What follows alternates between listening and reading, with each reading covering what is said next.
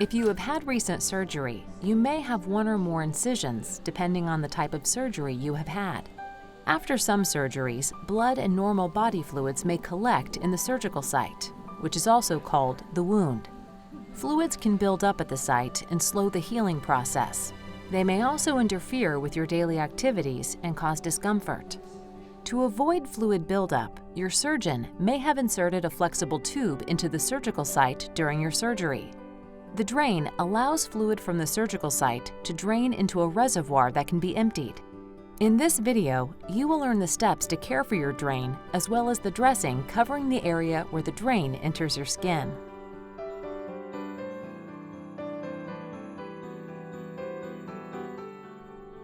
Your wound drainage system consists of tubing, also called a catheter or drain, and a reservoir at the bottom of the tube, also called a bulb. Throughout this video, the wound catheter is referred to as the drain and the reservoir as the bulb. The drain tubing is placed inside the wound by your surgeon and is secured to the skin outside of the wound with a suture or stitch. This area, where the drain enters and is stitched to your skin, is called the drain insertion site. The bulb provides gentle suction, which helps draw fluid from the wound site. 2 times a day, empty each bulb. Measure the amount of fluid in each bulb separately and record the amounts on a specific chart. The amount you record on the chart will determine when it's safe for your surgeon to remove the drain. There is a risk of infection at the incision site and at the drain insertion site. To avoid infection and help the healing process, it is important for you and your caregiver to know the right method for cleaning and caring for your incision and drain. This portion of the video shows you how to take care of your drain insertion site and the specific dressing your surgeon has chosen for you. You need to be aware of potential problems at the drain site and of any signs of infection. It is important that you call the breast center if you notice any problems. Before you are discharged, you are given a handout reviewing these instructions.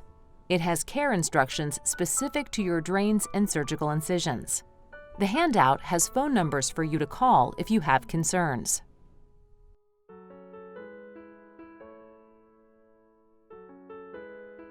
Your incision may be closed with stitches that dissolve on their own or stitches that need to be removed by your surgeon at a later time. You may also have a dressing over your drain insertion site. There are many types of dressings used to cover incisions. The type of dressing you have on your incision may be different from what is shown in this video.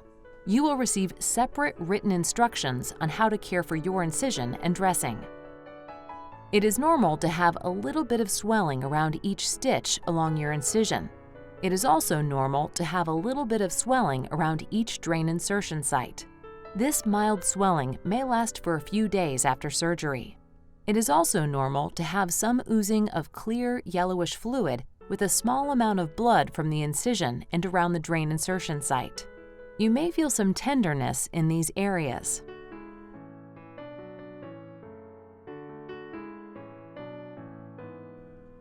The fluid in the bulb right after surgery is red. This is normal because the fluid contains some blood cells.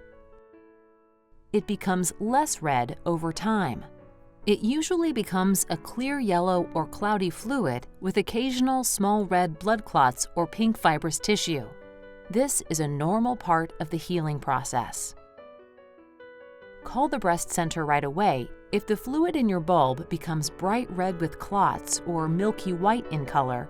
Also, call the breast center right away if you measure more than 250 milliliters of fluid within a 24-hour period.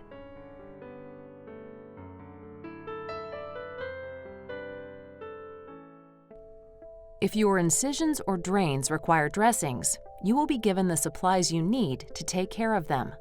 You may not require dressings. If you run out of supplies, you can buy more, such as gauze pads, at any drugstore. We recommend a caregiver, who can be a family member or a friend, care for the incision and drain sites.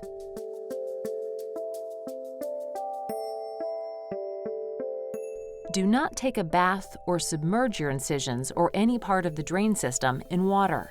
Avoid swimming pools, jacuzzis, lakes, and oceans. You may take baths and swim only after your surgeon tells you it's safe to do so. You may shower with the drain in place 48 hours after surgery. If you are unable to shower, clean the drain insertion site with soap and water at least one time each day. You and your caregiver should always wash your hands first.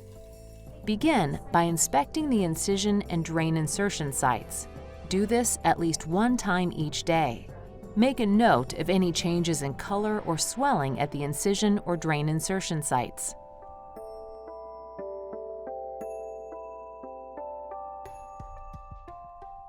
There are many ways to dress and care for the drain insertion site. There are also different types of dressings. Depending on what your surgeon has chosen for your specific needs, care of the area will vary. Please follow the instructions specific to your type of dressing.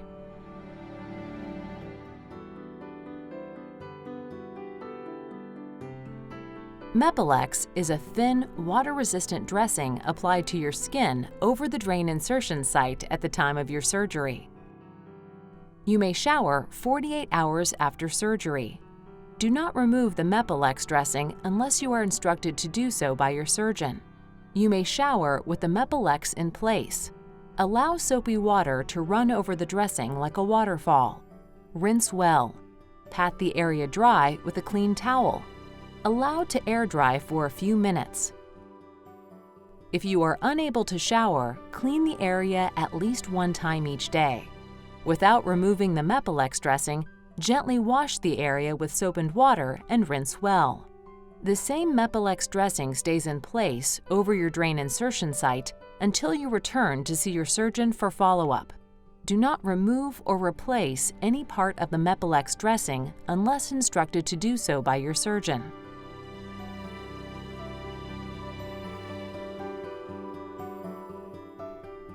Each day, while cleaning your incisions and drain insertion site, look for signs of infection. Typical signs of infection include redness or swelling, drainage with pus, opening of the incision, bad odor, pain and/or fever with a temperature above 101.5 degrees Fahrenheit. If you have any of these signs of infection, call the breast center immediately.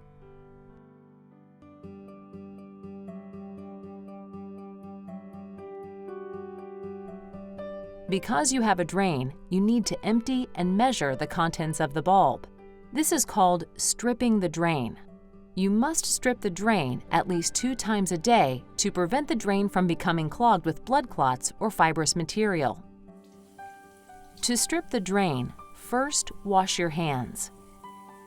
With your non-dominant hand, firmly hold the drain without moving it near the skin at the drain insertion site.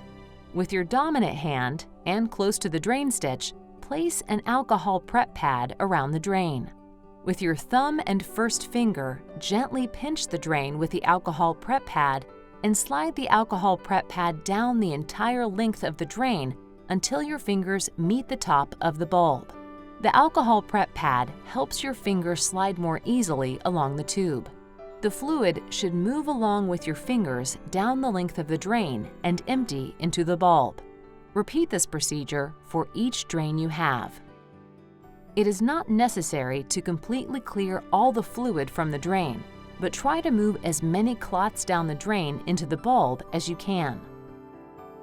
If the flow of the drainage is blocked and stripping does not restore the flow, call the breast center.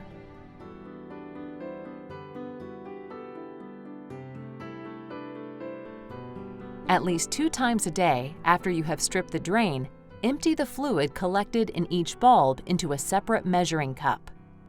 To empty the bulb and measure the fluid, follow these steps. After stripping the drain, unplug the stopper from the emptying port located at the top of the bulb. Tip the bulb upside down over the measuring cup. Gently squeeze all of the fluid from the bulb into the measuring cup. Your nurse will give you measuring cups. If your bulb is small and fills quickly, you may need to empty the bulb and measure the fluid more than 2 times a day. Do not let the bulb completely fill because this will stop the fluid from flowing into the bulb.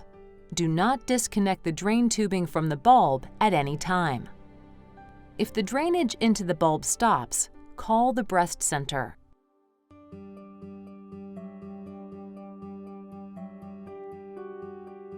Two times a day, measure and record the amount of fluid collected in each bulb.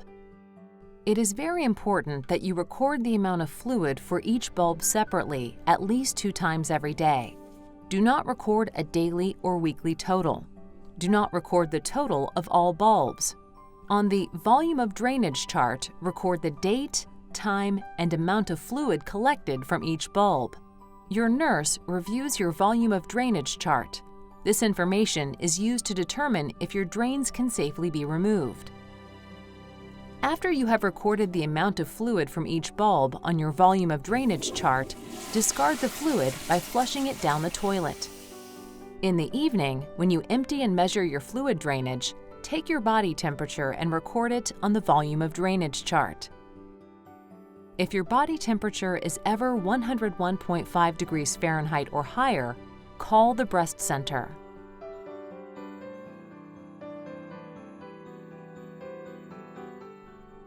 After emptying and measuring the fluid from each bulb, you will need to reactivate the bulb suction. First, wipe the port opening with an alcohol swab to clean it. Next, gently squeeze the bulb and flatten it as completely as possible. While the bulb is completely flattened, insert the stopper into the emptying port as far as possible. Release your grip from the bulb. If the bulb stays flattened, you have successfully reactivated the bulb suction. In the next few hours, you will notice the bulb expanding gradually as it fills with fluid. If the bulb does not expand gradually and collect fluid, call the breast center.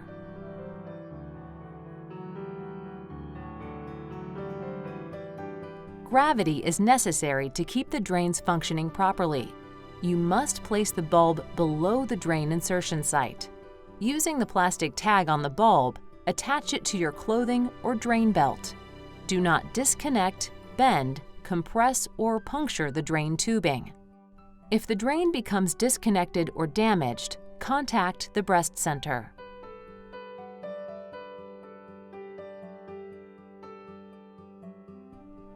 The length of time that your drain remains in place depends on the amount of fluid coming from the surgical site. When one drain produces less than 30 milliliters of drainage over a 24-hour period for 2 days in a row, your drain is ready to be removed. When your drain output meets this criteria, call the breast center and the nurses will schedule your appointment for your drain to be removed. The drains are usually removed within 3 weeks of the surgery, regardless of the drainage output.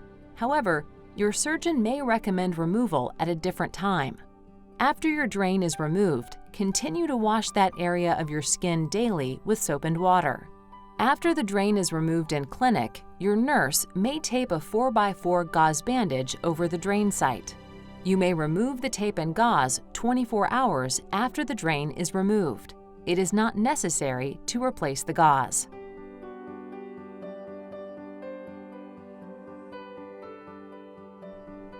You are responsible for the care of your incision and drain insertion site when you leave the hospital after surgery.